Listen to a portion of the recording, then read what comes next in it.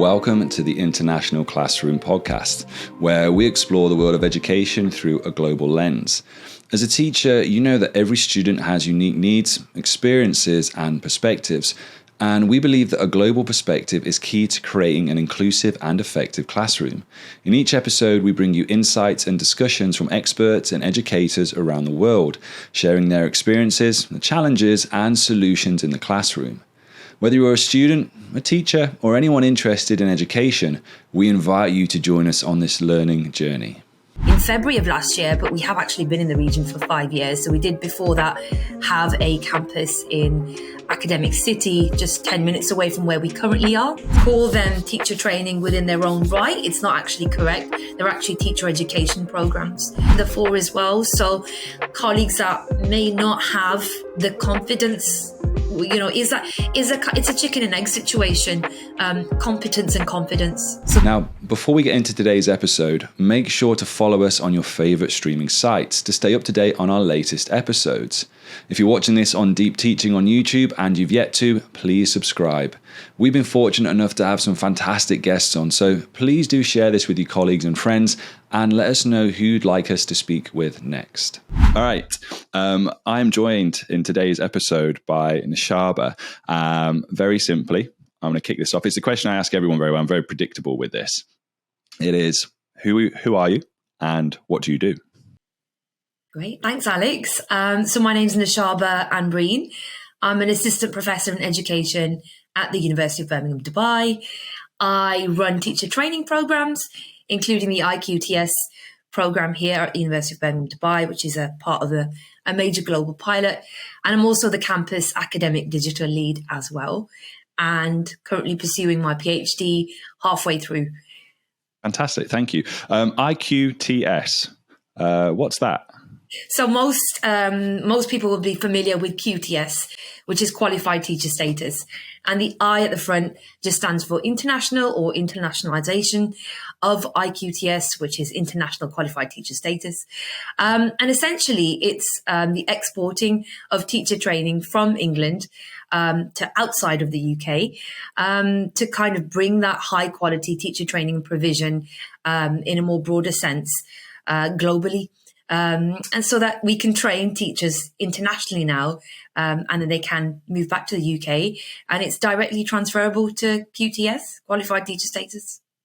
Amazing. I mean, that was going to be my follow-up question, because obviously the I part in front of it might worry some people and go, oh, is it different? Can I transfer it? Can I do this? But you've kind of answered my question there and said, no, fully transferable. I assume then it's as good as, if not better sometimes, as actually training in the UK? Well, actually, the Department of Education passed a bill whereby they said that IQTS is directly transferable to QTS. But coming with IQTS or QTS, because it's the equivalent, is a certain level of standards and rigor. So any provider that wishes to deliver IQTS currently must have a good or outstanding rating in an equivalent program for QTS in the UK. And that's one of the conditions. So it is really a high quality teacher training, and within IQTS are the expectations, obviously, for safeguarding, for suitability, meeting the core content framework for initial teacher training as well, and also working towards the IQTS teacher standards, which aren't that different. They're quite similar to the QTS teacher standards. And some people listening or watching this might go, it's like a typical international thing. You've just put your name on the building, but really there's no correlation with Birmingham University. Does that stand the test, or is there something different about it?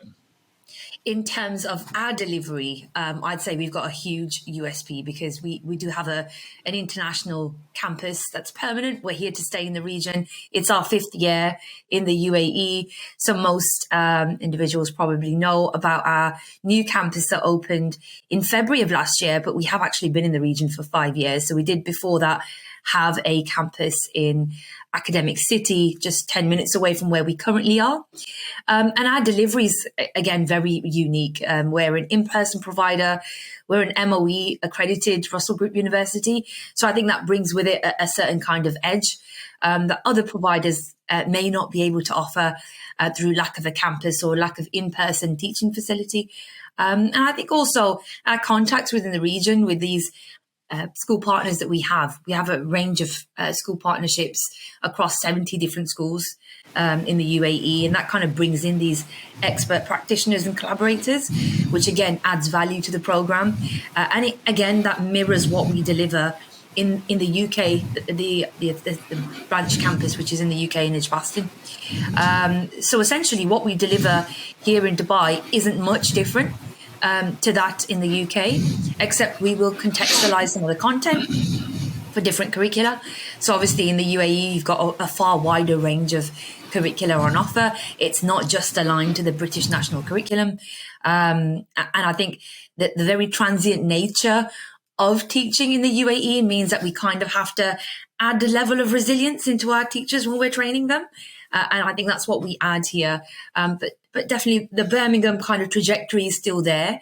And we largely mirror what we do in the UK campus as well. Yeah, there seems to be a recurring theme on this podcast at the moment where it just coincidentally happened to get people on who are kind of close to where I'm from in the world. So I'm not too far from Birmingham in terms of where I'm from. I'm Lichfield. We've had this conversation previously. But for those people out there, I know about Birmingham University in the UK. For those people out there listening or watching, maybe never heard of Birmingham in the UK, how would you classify Birmingham University in the UK? Oh, yeah. I mean, when people think of Birmingham, they think of the Peaky Blinders, don't they, nowadays? And it's more than just a Peaky Blinders. We have more canals than Venice, but it's more than just that. It's an extremely vibrant, dynamic city. Britain's second city, that's what they call it. And I'd actually go as far as saying it's the cultural capital.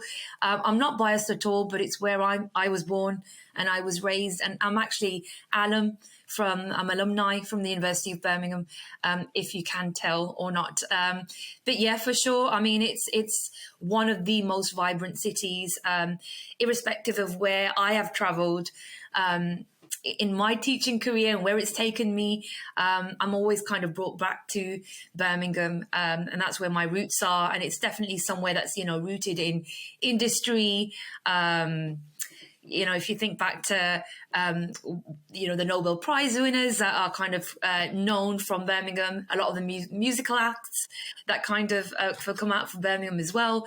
It's kind of a hub for creativity, and we definitely try and foster that in the Dubai campus. We're getting there. It's only a startup, so only 5 years in, but we're definitely trying to merge and encourage a little bit of cross-pollination between the two campuses or campi. I don't know what the plural is, but yeah.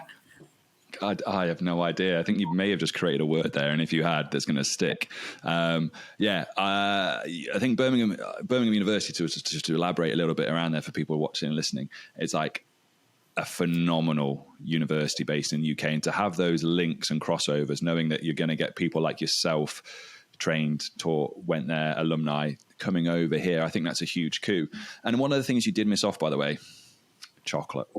Got to remember Cadbury. Cadbury's World, yeah. Cadbury's World. I took my kids there in the summer when we went back, and they'd never been before. And as soon as you step off the train goes through it, you can see it, you can just smell the chocolate coming straight from the factory. So of all those wonderful things that you've mentioned, chocolate is also one of them. And of that lovely city, you're currently back there at the moment, aren't you?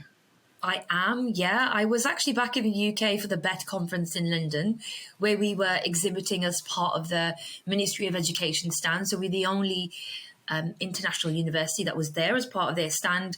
And we were exhibiting to kind of showcase emerging technologies that are being used in education systems in the UAE and the willingness of the UAE to engage with other providers, other services, and really network with what's current in EdTech. So it was quite interesting. It was very overwhelming. Really, really productive 3 days, and I'm back in Birmingham now. Oh, yeah. I only saw photos of it across Twitter, across LinkedIn, mainly across Twitter. It seemed like the AI stand got a lot of traffic through it. Which kind of suits in terms of where we're at the moment, isn't it? But did you enjoy it? Did you enjoy it though? I did, for sure. I mean, it was overwhelming, and when you went into the teaching and learning hall, and you know we're teachers, right? So we're in awe. We're walking around, you're just looking at all these stalls, and you're stopping by everyone, and you're looking at opportunities. You're seeing everything as an opportunity in your classroom, like any true teacher would, and that can be quite overwhelming. And I think just the realm of AI can come across as quite overwhelming for many people, not just for educators. But it was just really impressive how quickly that the education industry has cottoned on to AI. And we've been using AI in education and applications for a while. But to see so many and such a diversity of use in such shorter space of time, I think if you compare to previous VET conferences, I think was huge. But it was clear that AI underpinned pretty much everything that was there. Yeah. Anything you're bringing back with you to the Birmingham campus? There's a couple really interesting things around mentoring. So I don't want to speak too soon or too much about that, but some really interesting platforms that really allow collaboration in a very different way, in a very novel way, around mentoring communities of practice. That's something that I definitely want to look into. And there was also a couple of really interesting people that I met from companies that are still developing tech and looking for ideas. I should really be selling my ideas, to be honest with you, because the number of conversations that we had, and we said there's a huge niche here for teacher educators and teacher trainees. Lots and lots of applications and programs for students in school and for learning kind of development. But I think there needs to be more in the way of teacher training, which we can definitely divulge into later. But definitely a couple of opportunities there, I think. Okay, we'll try and pluck some of those ideas out of you later on. See if we can see how it goes so far. So obviously this sounds it's fascinating. It's a dead exciting role. And you mentioned earlier that obviously you taught a little bit, you moved around. So how did you end up in the role that you're currently in? So I am a qualified science teacher, Alex, as you're aware. And I taught in the UK for around 8 years. I was head of year 11. I was also a head of biology at a college in Stourbridge for a bit. And then I moved to Qatar when I was 29. I believe that was 2015, giving away my age, to be head of science at a quite well-established school in Doha in Qatar. And that was, again, quite a large role, quite a large number of staff, large number of students that, obviously, as you're aware, take science as a subject, both at GCSE and also at A-level. I really enjoyed it, loved every minute, loved teaching from 6 a.m. till 2 p.m. when we'd finished teaching. And then afterwards, it was just... it's a vocation, I think, and when you really love it, love every minute of it, it doesn't feel like work. And it was tough. Of course, by no means was it not a challenge, but it just flew by. I think the time just flew by when I was really, really thoroughly enjoying teaching. And then I saw an advert about an opportunity for a contribution to the new Dubai campus in 2018. So at the time, again, it was a very new idea from its inception, and it was only going to be a pop-up campus in Academic City. And they were looking for teacher trainers or lecturers to deliver teacher education programs. And I saw the advert. It was my university that I graduated from, so I'm alumni, and obviously my home city as well that I have ties to. So I went for it, and I saw it as a way of maximizing my impact.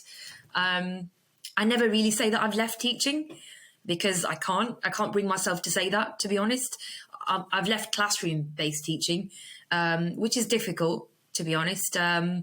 But again, it's about maximizing impact. And I saw teacher training and teacher education as a route to doing that. Fantastic. Yeah, it's people out there, and myself included, I'm really passionate about that. It's something I'm fascinated in, and I think it has huge value. Like you say, mention the impact there that we have, and you're the first people they see. These new teachers that come through, wannabe teachers that come through, you're their first, as I say, I'm about to say mum. You're my first teacher, mum. You know, in terms of that, your influence and effect on them is vast, isn't it? And so just out of curiosity then, I'm a wannabe teacher. I come along to Birmingham University in Dubai as I'm toddling along now, my head shaking side to side. Tell us, what's teacher training like in Dubai? What can we expect on the course? I think, again, teacher training, there are a number of programs that are delivered across the UAE. And I think I have to caveat this by saying that there's a huge difference between teacher training and teacher education. And I'm constantly educating people about the difference between teacher education and teacher training. And the teacher training term has been used very loosely, especially pre-IQTS. And I think we've got to be really transparent, and we have a civic duty as well as teachers and teacher educators to correct misconceptions, don't we? So teacher education are continuing professional development programs, masters in education, academic based, but don't necessarily confer a teaching qualification at the end. A teaching qualification essentially is something that does confer an internationally or at least nationally recognized qualification, and that is QTS or IQTS. So if we're going to be technical, prior to 2022, when IQTS was launched, there were no teacher training programs in the UAE. We can't really call them teacher training. There can be a route to teacher training, so you can complete them and then go on to do something like the assessment only route, which again gives you QTS. But to call them teacher training within their own right, it's not actually correct. They're actually teacher education programs. So I think I did want to kind of mention that at the start because it's something that I'm constantly mentioning. And so, yeah, what can you expect as a student teacher on our teacher training programs? Well, the level of rigor is still there. And like I said earlier, we mirror that in terms of what's delivered in the UK campus, which is why when our students graduate, they graduate with a degree from the University of Birmingham. So it's exactly the same in terms of academic rigor, academic requirement, the research kind of led pedagogy and practice, the reflection that we encourage our students to take part in throughout the program, not just at set points. And that teacher trajectory that I talked about is made very explicit to our students in terms of the 4 phases and moving towards the questioning, from the questioning trainee teacher all the way through to the independent trainee teacher. And a lot of what we do is about relationships, building relationships in the classroom, with your mentor, with your children, that you're teaching, and with the parents as well. And I think that's deeply embedded within the program. As well as a relationship with me as a course tutor as well. And it's a really interesting dynamic. So in terms of what they can expect, it's essentially a face-to-face, in-person program at present. And we feel that suits our current kind of market. And we're always looking at ways to expand and other avenues to take. Which, I'll talk about later in terms of the move towards more blended and online based teacher education, as well as flexible teacher training. So flexible teacher training, which means that it's around current work, so in service. Our program is one of its kind. It's the only program that is in person for new trainees. There are 6 providers of IQTS, and they have been since September 2022 as part of this pilot accredited by the Department of Education UK. From September of this year, there's a further 8 that brings us up to 14 global providers of IQTS. We are still the only in-person full-time provider, which again is a huge USP for our students. Small cohort, very kind of community of practice orientated, very much collaborative.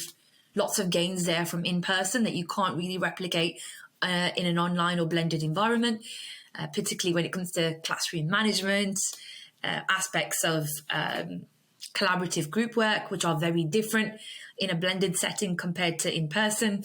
That classroom movement is also super important as well. So don't know if I answered your question, Alex, but hopefully I've sold my program.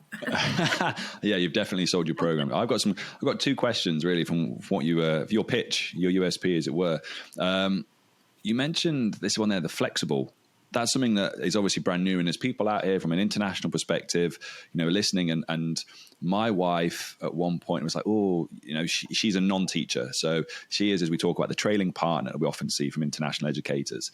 And she was like, oh, I get 30 days holiday. You get all these summer holidays. You get Christmas, you get spring break, you get this. I'm thinking about retraining. And that's maybe some people listening, their partners might be in the same boat. But it was always a case of, I need to save up this amount. You're not going to be working for this period of time. You're fully committed to the face-to-face. But this flexible program that you mentioned, could you tell us a little bit more about that, please? For sure, yeah. And there's definitely a move towards that. So what we're looking to do is develop some of our programs to make them more flexible, whether you're new to teaching, whether you're an in-service trainee teacher. The flexibility kind of is a way of merging the academic calendar, the IQTS teacher training calendar with work within schools. So essentially it's school-centered initial teacher training. It's called the SKIT model. It's a model that the majority of other IQTS providers are using. We tend to use the full-time model as a basis, since we started out with that and have been running that program successfully for the last 5 years. So we decided to attach IQTS onto that full-time model. But this flexible model really allows these new teachers to earn whilst they learn. And I think that's really key in the UAE. What I've definitely learned is that market for full-time teacher trainees is always going to be a limited one. So to leave your current role, if you have one, or to take a sabbatical is very difficult for most people in the UAE, to be studying at the same time as well and to not be earning. And I think that's a huge challenge, considering that our trainee teachers outside of the UK don't receive any bursary for training, right? So they don't receive any extra kind of dividend or golden handshake or anything like that, irrespective of the subject or phase that they're training in. So I think given that, and given the increasing cost of living and inflation, which is also present in the UAE as well, we have to consider that. And again, I think we've got a duty of care to make sure that we are being flexible and accessible as a provider. Yeah, I think it's innovative, isn't it, in terms of how things have changed post-pandemic. It's an innovative way to consider like getting more teachers into the profession, because you and I both know, doesn't matter where you are in the world, there is a teacher shortage. There are people leaving the profession for all sorts of myriads of reasons. But from your side, have you seen an uptake or a change in the number of applicants that you're having over these last few years?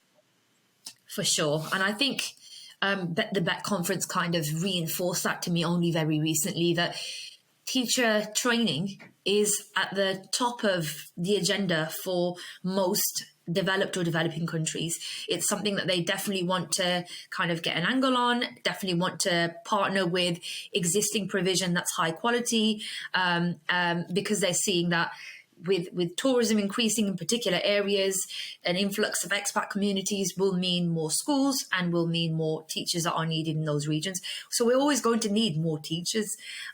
In terms of our demographic of our students, for sure there has been a bit of a shift in terms of numbers. I would definitely say that.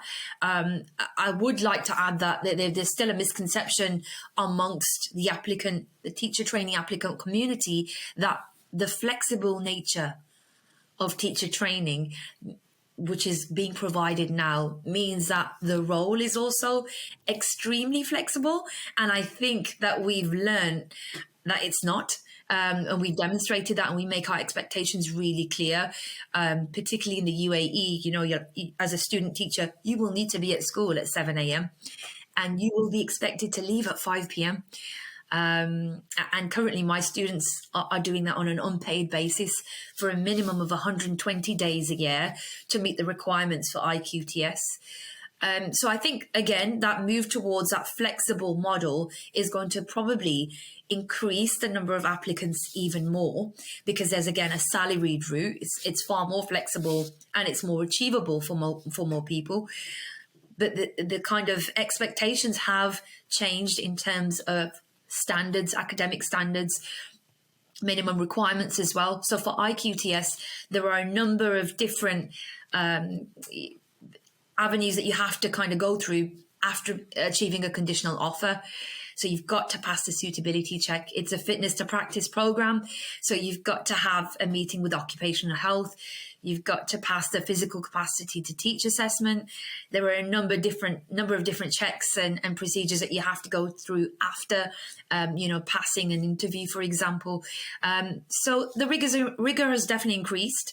I think the applications are increasing, particularly as, like you said, Alex, there are more and more individuals seeing this as a career change option. And I've certainly noticed, at least in the last 5 years, that the mixed grouping of our cohort, it's much more varied in terms of there's more mature students, I'd say, and far more career changes later in their careers as opposed to earlier. Yeah. So you mentioned one thing about the applications there. I think for those people listening or watching, I want to apply for teach. I want to say I'm midlife. I want to change. I want to become a teacher. What would be sort of the basics then in terms of, let's think academics, let's think qualifications wise, that I'm going to need just to pass through the first door, as it were? So the minimum requirements in terms of academic requirements are a bachelor's degree, a minimum of good standing of 2.2, lower second, a minimum. But the majority of our applicants do have an upper second or even a master's. Now, if you do have a 2.2, that shouldn't deter you from qualifying. We still have a large number of students that apply with that kind of qualification, and they may have additional experience, which kind of adds to their merit, their academic merit. So there is that requirement of a bachelor's degree because it's a postgraduate secondary education or primary education program. In addition to that, for IQTS, you must have that fundamental English.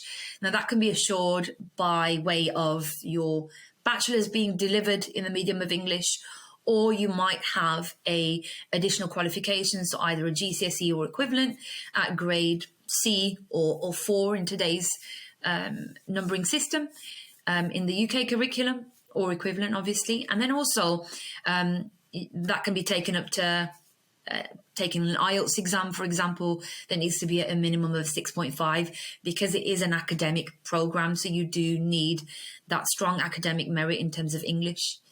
So that's a kind of basic requirement. And then for primary programs, there is a requirement to also have a GCSE or high school equivalent in science or a science subject. So it needs to be, again, a C, a low C, or a grade 4 in the UK grading of current GCSE, and then also a maths as well, a grade 4 or C. So those are the minimum kind of academic requirements that must be met prior to application.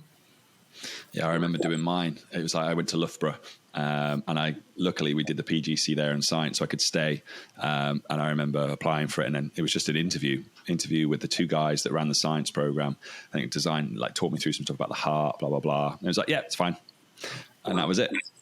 I mean, we're talking, we're now almost 20 years ago that was for me. And obviously it sounds like things have changed just a little bit since then. But I'm interested in this because this is one of the misconceptions that we've had. I was speaking with my other co-host about this regarding being able to get an MOE sort of license, as it were, for the subjects you teach. So we have people that apply for jobs and go, I'm teaching English in the UK, but my degree is in business. So one of the things we find, and you may be able to clear this up for us, and obviously going through it, is if you are someone who has a degree in one subject, but you are teaching another, are you going to be able to come out to Dubai or internationally and be able to teach that subject if your degree is in a different subject? That is such a good question, Alex. And it's something that I probably can't answer directly because things are changing. They're changing across the UAE, especially with, the enforcement of the teacher licensor. And when it comes to attestation of your PGCE or your teaching qualification, and then looking back to your bachelor's degree, that is being looked at. So again, I'm totally aware of, friends of mine that may have been law graduates, went on to teach English, and that's slightly related, but then not. But then when you think of other subjects such as maths for physicists, so maths degree, went on to teach physics, there's a bit more correlation there.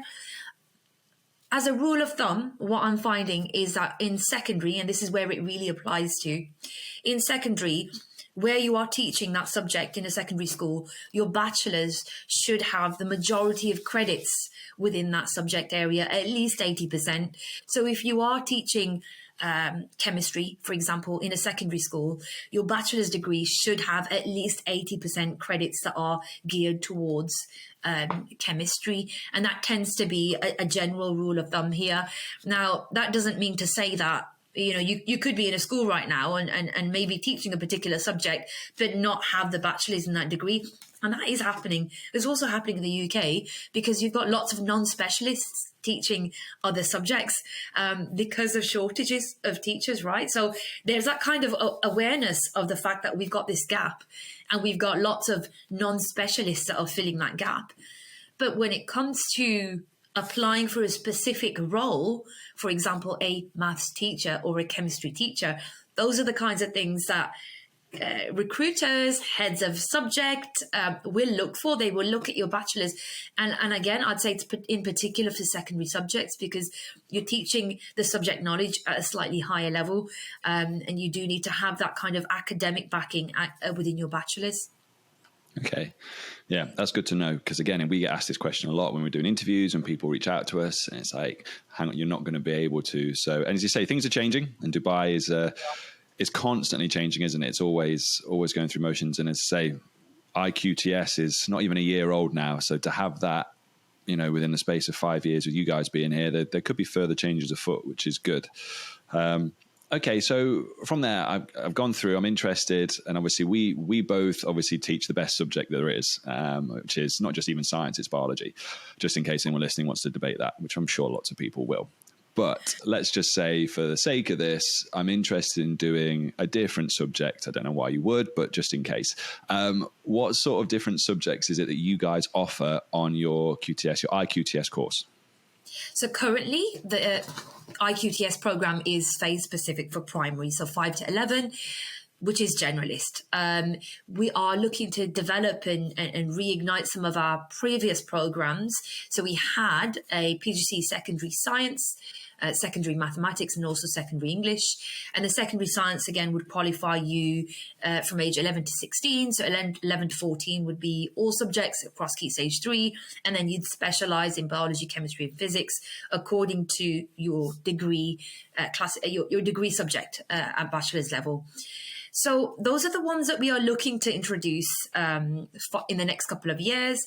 I'm always looking for ideas or inspiration or looking to do a bit of market research. And I've had so many potential applicants reach out to me and they're an unqualified business teacher, for example, or they're an unqualified D&T teacher. And what I'm looking to do going back to this flexibility kind of model and element that you spoke about earlier, Alex, is moving away from something that is solely a subject-specific kind of program. So whilst we still want to have that subject specialism, it's very important. There are ways to deliver secondary teacher training programs whereby you can broaden your kind of depth of experience across the subjects. So say you're placed in a school as part of a secondary PGCE program and you have a mentor who's supporting you with a bit of chemistry, but you also see yourself as potentially post-16 being able to teach a bit of physics. Perhaps you completed some extra credits in psychology in your biology degree and you're willing to do a bit of psychology as well. There should be no reason as to why you cannot pursue that, alongside your teacher training, where you gain that experience in that curriculum and teaching in that kind of field. Now, to pursue that further, you would need to build on your subject knowledge, and perhaps there's a niche there for subject knowledge enhancement courses, which aren't really that huge here in the UAE. There's definitely a gap there. But I think being able to offer more than one subject at secondary, it really is key. I think it's definitely important in terms of, adding more experience to your CV, but also in terms of making sure that your career prospects are kind of always there. Yeah, kind of building on this idea of career prospects takes us back to this idea of career development, or what we call teacher development. So trying to get my terms right now. So in terms of teacher education, hopefully that's right. That's great. I mean, you mentioned it earlier as well, and we talked about it going, look, I think that's a big driving force. What are you guys at Birmingham University currently offering, or what are you hoping to be able to offer that maybe extends into this idea of CPD for both primary and secondary? Brilliant. So our current portfolio of programs, Alex, includes, I mentioned earlier, master's programs in education. So we have a master's in learning and teaching, a master's in educational leadership, and also a master's in inclusion special education needs as well, MA in ISA. So we have 3 master's programs that essentially are continuing professional development in the academic sense, for anybody that's working in a school or in a school setting and wants to pursue that further, and they want to try and kind of embed some current research into their pedagogy and practice. And that's a way that you can do that, again, flexibly, because they're part-time. So they're really suitable for in-service teachers and professionals and educators. So that's the 3 MA programs. We also have a PGCEI. Now, our PGCEI is slightly different. It's not a teacher training program, as I mentioned, with the PGCE primary IQTS program. Our PGCEI program currently is more like the academic route into teacher training. So it's an academic qualification. It's 3 modules, again, embedded with theory, underpinned by your practice as well in your own context. So we've got a number of different students on that PGCI program, and who may be using that as their own professional development. They may or may not wish to pursue a teacher training qualification afterwards, but in its own right, it's considered a continuing professional development academic program, and it's a 60 credit M-level program, which is recognised by the Ministry of Education. So they can use that as a route to teacher training, by the way. So if you complete our PGCEI, you can complete the assessment-only route to kind of assure and assess your practice, and then achieve QTS in a BSO accredited or British School Overseas accredited school. Get your lingo right there. Got to get the jargon out. So you're at the forefront of it there, and obviously you were talking about BET and talking about what we want from teacher training. So, you know, if you got your wish, what type of things would you like to see generally, or Birmingham University? What are the types of things that you would like to see happening in this region regarding not just teacher training, but teacher development, teacher education?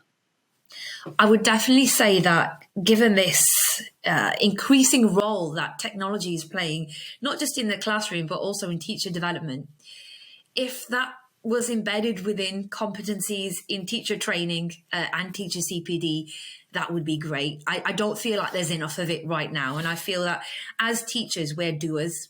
And we will learn, and we will find out, and we will be resourceful.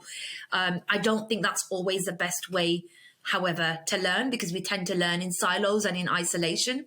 And we're really good at picking new things up, which is brilliant.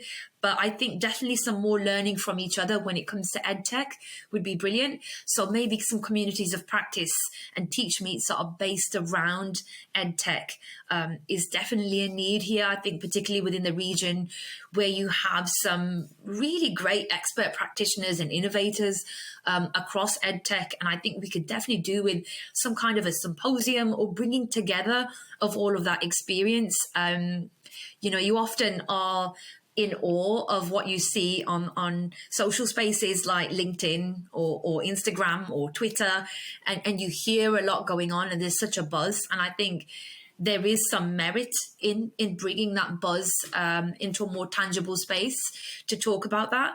So that I think would be the first step in formalizing digital pedagogy, which is, again, it's a basis of my PhD research. And there are a number of different countries, professional bodies, including, you know, UNICEF also, who have looked into digital competency and digital confidence. But I think we're, within the UK at least, we're slightly behind in terms of firming that up and increasing a bit more accountability when it comes to digital confidence. And I think sometimes accountability is a bit of a dirty word, but when it comes to digital, I don't think that can be ignored. No, I agree. One of the guys in the last episode I spoke with is a guy called Leon Furs. And I thought he was a full Australian, by the way, but he's not. He's from Stoke-on-Trent. Right. But he's doing his PhD literally on AI education and connecting. So he's kind of what I would say is really at the forefront of this. And he spoke a lot about ethics, about the understanding of ethics, and not just in AI, but, take it a step further, what we bring into the classroom. And it kind of reinforces the point you're saying about that. Not just about, obviously, AI ethics and understanding it, but you also ask the question of, does our pedagogical practice, does our training need to change? And with the scaling of technology and how fast it's moving, AI as well, you're kind of seeing that actually, that there does need to be a shift or a slight change, not just in teacher training, teacher and education, and how we can utilize those things. So, having those sort of teach meets and communities where you can share those would be a great idea. Yeah, I mean, given that it's the digital learning, the role that it's playing, it's just leading the way in schools, isn't it, at the moment, at the present and also into the future. And I think just digital pedagogy, digital learning and teaching, it can be a really huge factor in terms of raising student engagement, interaction, widening access, helping children attain at higher levels. And I think what we're missing is the digital skills that are required to be able to access that information. So our children who are digital natives might be second nature to them. But I think that gap between educators, and I have to say in particular educators at university and our children in schools, I think the pandemic only just put the spotlight on that in terms of how wide that gap is. And with the onset of even more applications and uses of AI, I think that's I think that's widened further. If I'm being honest, it's such a huge gap, digital skills gap, and it's what we're doing within teacher training as well to build capacity within our teachers and our teacher educators. Yeah, there's a couple of things you mentioned there, just to unpack a little bit, so we get this common wording and understanding of it. You mentioned digital pedagogy. What do you mean by that? I think pedagogy, as it's applied to the classroom in the traditional sense, is a process of teaching and learning. It's the theory behind the learning and teaching. It's the how of the learning and teaching. It's always been very easy to unpack in a physical setting. So when we talk about the pedagogy behind questioning and building in higher order skills, and Bloom's is slightly outdated now, but how we kind of increase that level of challenge and how we use strategies to bounce questions across the classroom. What that looks like in a digital or even in a remote or blended setting is very different. And replicating that in a digital setting is also very different. So having the skills to be able to question effectively when you're online, in an online setting, requires a kind of different level of pedagogy and understanding. Same applies to grouping and constructivism, for example. Again, something that's very easy to do physically within a classroom when you're arranging groups. Online, yes, for sure, we can have breakout rooms on Teams and Zooms, but does it do the same thing? And can we monitor it in the same way? No. Is that a bad thing? Not necessarily, as long as we know about the difference in terms of how we approach that in a blended setting. And we know that it's different. We recognize that it's different, but what we're doing differently, and more importantly, most importantly, what skills are being developed within the group work itself, and is that any different? Because if that's not different, perhaps our approach needs to be tailored for an online setting, but what the gain is for the students in terms of that collaboration may be the same. But it is difficult to replicate a lot of pedagogies online, and I think having an awareness of that, so knowing what behavior management looks like in person and how that might need to be tailored or adapted online is really important. And that's the basis behind digital pedagogy as well. And I don't think you can be effective at digital pedagogy without having the technical skills. So it's a combination of that. It's that TPCK model, isn't it? It's that combination of the technical skills combined with the pedagogical skills and also the knowledge as well that you have acquired as a teacher, as an educator, and what you want to impart onto your students. So I'm going to play devil's advocate here for a second, because I didn't read the full post. I saw something, I think it was called The Ghost Student. I don't know if you came across this. And it was, It was just to elaborate for those. It was obviously regarding the drop off of students post pandemic who have actually not even returned to the classroom. Which in some ways, obviously what you say rings true. If we're not going to have students returning to the classroom, but we still need to put them through education, we need them to obviously still be getting the same effective, outstanding, impactful type of teachings that they can learn and they don't fall behind their peers. And at the same time, it's the knock-on effect that also has within the classroom, because you see these diminishing numbers, you see the drop-off in social skills of students being able to just literally communicate, and collaborate and interact with one another. So it's a fine balance, isn't it, in terms of where we're at this moment in time? It definitely is, and it kind of does require a lot more from educators. So the role of a teacher has certainly changed, hasn't it? From the sage on the stage to the facilitator, and the role of the teacher as a facilitator was something that was being thrown around 2 decades ago. When we moved to more student-centered teaching, for sure, at least 2 or 3 decades ago. But now, with the advent of even more tech in the classroom, that role is changing again. So, as teachers, we wear many hats all the time. And I think it is another hat that we're going to have to wear in terms of how are we going to keep our students engaged? How are we going to make them want to participate? And want to keep their camera on and want to engage with their peers and come in and show up. And really that comes down to letting them take ownership for their learning.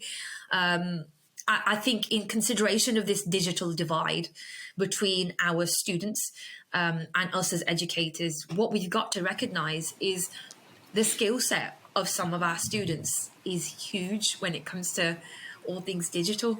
So some of the things that they can do with tech, and I'm not just talking about TikTok, I'm talking about other things that they can do with recording, with using technology in the most engaging way. We should be monopolizing on that. We should be making use of that in the classroom and saying, do you know what? You show us, show and tell, you do it, because clearly you know what you're doing here with the tech.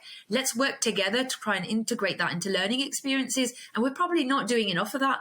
So empowering our students is something that we could definitely take, I think, in terms of our new roles as educators and as teachers. Yeah.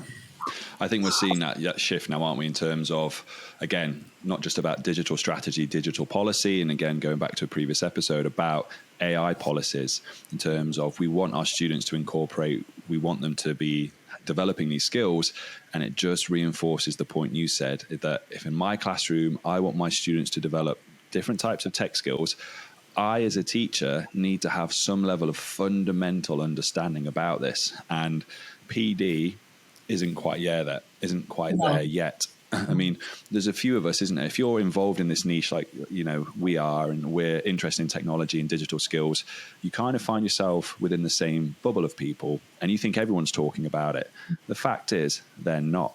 We've got probably, I reckon, still less than, where are we going for now? I reckon maybe 20% of teachers know what ChatGPT is, have used it, can use it.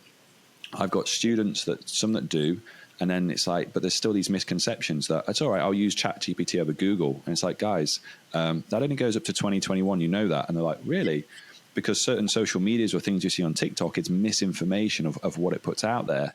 However, the skills required, bearing in mind what, less than even 6 months into the use of it, in terms of in the mainstream, it's like, this is here to stay. And the skill sets we want our students to have are going to come from teachers having those skill sets. And let's be honest, there is a generation of teachers out there who don't have those skills. And at some point are like, well, I'm not interested in learning that. My teaching is my teaching. As long as they pass maths, as long as they get the A's and A stars in maths, and they do, why do I need to change how I teach? And that in some ways is going to fall on the exam boards who go, well, actually, we're going to change our examinations and assessments now, and they're going to have these digital skills. I mean, we've seen, and potentially when the MOE and DSIB change the framework we've got here, blended learning, digital skills, all these things, they're going to be in there, aren't they? It's going to be high on the agenda. And I think for us as educators, we're always reflecting, right? But we've got to also reflect on where do we really sit on that fear versus opportunity spectrum when it comes to ed tech and developing and emerging ed tech?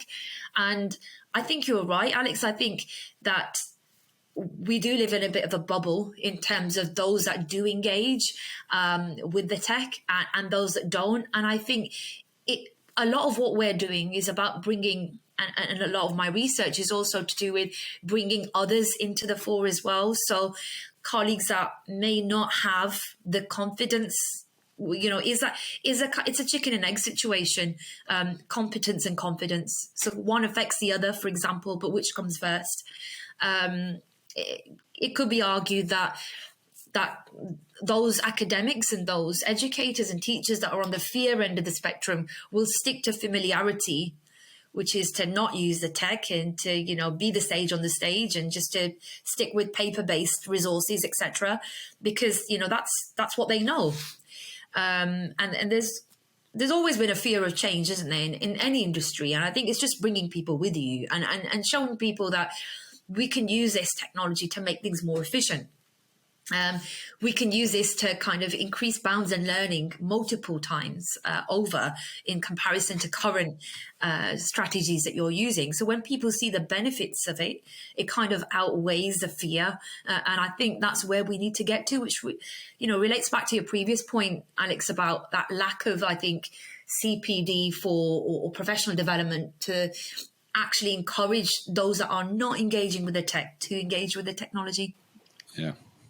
Definitely. It's something I'm really mindful of and I'm wanting to push through at the moment from my side in my school, because even my kids and my own kids and kids in the school, as soon as they find out, it's like, you're on TikTok. It's like, yeah. It's like, so you've got a podcast? It's like, yeah. And they kind of in their head don't realize that, even they just see you as old. And it's like, well, you shouldn't have the skills to do this. And it's like, you have to remind them, look, guys, the internet's my generation, not yours. I was born before that. I know what it's like before these things. And, startup motors, all these different noises that you hear. And it's like, I learned to use this. And I say to them, I can still use the internet better than you can. I know more about this than you do. And in terms of podcast, video editing, all these things, it's like I went and learned how to do it. So it's that for them, it should be a model that goes, doesn't matter how old you are, if you're interested, you can go and learn it. The technology, YouTube, all these different things is there for you to go and learn. But they still find it amazing. It's like, so you know how to do this? It's like, yeah. Because their social view of what an almost 40-year-old teacher should be able to do is not this. Yeah. And that's then in terms of the skill sets we have in teachers and the expectations we have of them. And there are other things that they can, teachers do, but the expectations our students have regarding these types of skill sets is very low, I think, at the moment on teachers. When it comes to gaming, I remember speaking with Philip Ryde on a previous episode. He was just like, look, don't expect to be the master of this, because you won't be. When it comes to games, and my own kids are proof in that, in terms of all the different things they know about games, all these different things. I've got no idea. But in terms of the utilization of it, they have no idea. Yeah. They have no idea how these types of things can benefit them in that respect. But it kind of just goes back to everything we've said so far is CPD for teachers, teachers education, and incorporating technology skills into it. Because, I remember passing the QTS standards, do your English test, do your math test, and it was like an ICT test, and that was it. I think, in the years to come, we're going to see some big changes, aren't we? Yeah, for sure. And I think it's very base level at the moment in terms of the digital competency and the standards that are required in terms of, you see the word innovation thrown around quite often, and that kind of is a bit of a bugbear of mine, because what does that really mean? And if you are innovating, what are you really doing? Because it doesn't necessarily mean using tech or using it effectively either. And I've seen that thrown around quite a lot, but it's just a shame that it isn't really incorporated into the teacher training core content framework as much as we'd like. But then it's down to us as teacher educators, as educators and teachers to kind of embed that in everything that we do, to always, caveat what we do with how we can do this digitally. And the pandemic did come around and surprise us all, but there's no reason why something like that can't happen again. And it does seem like post-pandemic, we've kind of reverted back to our non-digital ways in some respects, which is a bit disappointing. Again, I think that's down to comfort, and it's down to confidence or lack of as well. And look, I think using words like confidence and competence, particularly by the nature of my research, it can be quite isolating, and it's quite sensitive, using those kinds of terms, because nobody, particularly very enthusiastic and inquiring teachers, want to be labelled as not being confident or not having competency. But then it comes back to the whole accountability piece that I spoke about earlier, that unless you do some kind of an audit of your skill set, and you don't know where your gaps are, you can't really move forward. And I think that's the first step, isn't it, in terms of enforcing any kind of change or development. You've got to recognize your strengths and weaknesses, and that does come from saying, I am confident in, I'm not very confident in this. And a lot of what we do when we share good practice in schools is, we match those that are really skilled in a particular area with those which might have a gap in an area. And again, it's forming those communities of practice, which I'm really, really keen to do. Yeah, you mentioned that. I've done in my research this idea of transfer of knowledge in terms of from the expert to the novice. And there needs to be, we're quite fortunate within Dubai. There are some guys out there like the Collab UAE guys. We've got ones coming up who are really looking to do that. And it would be good if we can get more schools or institutions on board with specifically trying to do that. Because we say it's not going to slow down, is it? It's going to be here for the long run.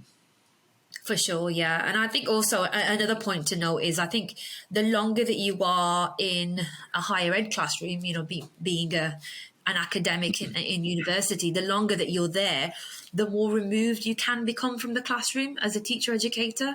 And I think that's a really important point to note, that I often see myself as a non-classroom based educator, but then still wanting to keep a foot in the classroom, because I think that's so important. And a lot of my role involves being abreast of current kind of emerging trends in education, also the theory, but also what's going on in classrooms, particularly within the UAE, where it's so varied, such a varied diet of learning and teaching activities, that you've just got to be aware of what's happening to be able to talk from a position of credibility. But I do think that the longer you are away from the classroom, the more removed you can become from that bubble, which is, unfortunate in a way. But again, that's where, I've said it about 5 times, communities of practice in these kinds of areas are definitely the way forward. Well, you're more than welcome to come and take one of my classes whenever you want. A-level biology, GCSE biology, come in. I miss it so much. I miss teaching photosynthesis. I miss teaching respiration. The really nitty gritty A-level biology, tricky stuff. I love it. Well, the offers. You think I'm joking? The offer's always there. I'm there. I'm there next week, Alex, after Easter. Yeah. All right, Noshaba. You know what? I've really enjoyed speaking with you today. Thank you so much for coming on and speak to us on the International Classroom Podcast. I'm sure the people listening or watching, for those who are potentially interested in getting into teaching, or maybe on the fence, or for those people who've just kind of started out their journey into being a teacher, lots of good takeaways from that. So again, thank you ever so much for joining us today. Thanks so much for your time, Alex. And I absolutely love what I do. I love teacher training, and I love teaching as a profession. So if anybody does want to reach out to me, I'm more than happy to offer impartial advice. I won't be biased towards Birmingham, I promise. Okay, on that then, if people do want to reach out to you, if people want to learn more about those at Birmingham University or just ask questions, where can they find you? So you can find me on LinkedIn, Noshaba Anbreen, which I think I'll be tagged within this podcast, won't I, Alex? And then you can find my details there. And then I'll connect with you offline as well, and I can send you some details about our upcoming open days. But again, if you want that impartial chat, just drop me a message on LinkedIn and we can definitely connect. Awesome. Thank you ever so much. Really appreciate it. Enjoy your time in the beautiful city that is Birmingham. And I'll speak soon. Thanks, Alex. Take care. Bye. Take care. Bye. Thank you for tuning into this episode of the International Classroom Podcast. I hope that our discussion has provided you with some valuable insights and perspectives on education from around the world. If you've enjoyed this episode, subscribe on your favorite streaming platform to stay up to date on our latest episodes. If you've got any feedback or any comments or suggestions for future topics, we'd love to hear from you. You can reach out to us on our website or on our social media channels. Remember guys, education is a lifelong journey and we're excited to continue exploring the world of education with you. So don't forget to subscribe and we will see you in the next episode of the International Classroom.